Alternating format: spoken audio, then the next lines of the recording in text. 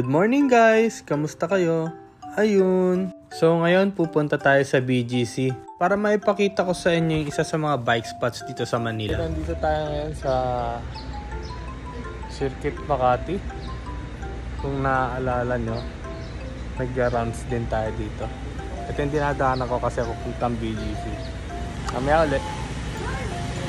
Bali, andito na ako ngayon sa Ayala. Magiging maganda na ang takbo ng ride natin simula dito. Dahil bukod sa meron na ito mga bike lane, ay mas elevated na rin yung kalsada dito. So magkakaroon na ng challenge. Dire-diretso lang to hanggang sa BGC. Sa McKinley Road tayo dadaan at mas elevated yung kalsada doon. So dagdag ensayo na naman ito para sa endurance natin. Ito na nga yung McKinley Road. Giingat lang kayo dito kasi wala nang bike lane dito. So may mga kasabay na kayo mga sasakyan papunta sa BGC. At nakarating na nga ako dito sa BGC. Medyo pinagpawisan ako at konting hingal. Dahil na din sa elevation ng kalsada dito sa McKinley Road. Hindi naman ganoon kataas yung elevation dito. Kaya sa tingin ko kahit newbie kaya akyatin to. Mga 5:30 na din pala nung umalis ako sa amin. Kaya maliwanag na nung binabagtas ko yung kalsada ng McKinley Road. Mas maganda kung meron kayong dalang ilaw palagi. At syempre dapat lagi kayong magsusuot ng helmet para kahit papano meron kayong proteksyon. Malapit na nga tayo sa bike spot. Pinapakita ko lang din itong SM Aura. Baka kasi may mga hindi pa nakakita, share ko lang din since nandito na ako. Ganda nga pala dito sa BGC lalo na kapag kagabi. Marami silang mga pailaw sa mga puno.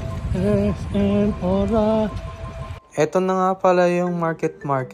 Diretsuhin nyo lang to papunta doon sa STI na building. Dito nga pala guys yung may malaking intersection na kalsada. Kaya dapat maging aware kayo sa traffic light. At eto na nga yung kanto ng bike spot dito sa BGC. Eto yung market. At pag tumingin ka naman sa kaliwa mo ay STI building. Hindi ganun kadami yung pumapadyak ngayon dito sa BGC. Hindi ko lang sure kung meron na bang ibang spot o nataon lang talaga. Yung street na yan, paikot yan. Diyan may mga nagbabike. Bali itong rounds dito sa BGC. Yung kalsada nila hindi pantay. Medyo elevated yung kabila.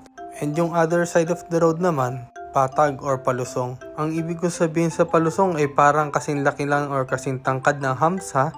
Kumbaga iisipin mo, patag naman pero bakit ang lagkit ng kalsada?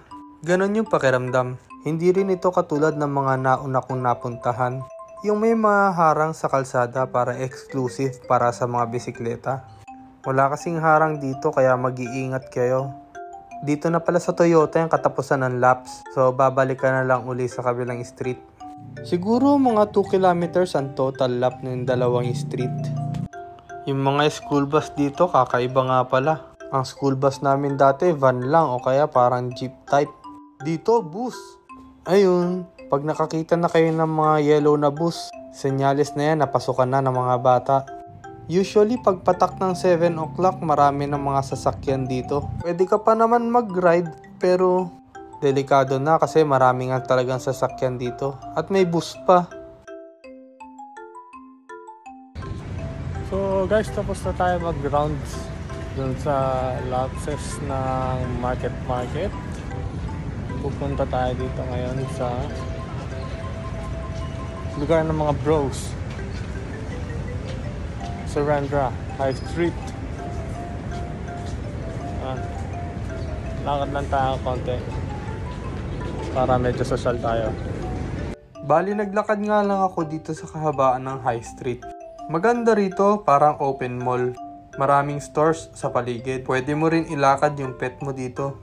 Hindi na nga pala ako tumuloy doon sa may dulo kasi may mahabang hagdan, bitbit ko yung bike ko. Sa bandang dulo nga pala na High Street yung mga parang party area, mga inuman, nandun din yung Mind Museum. Umuwi na nga ako pagkatapos nito pero nag-take out muna ako ng sisig sarada. Gagawa ko na lang din ng separate video. Ayun lang, bye bye!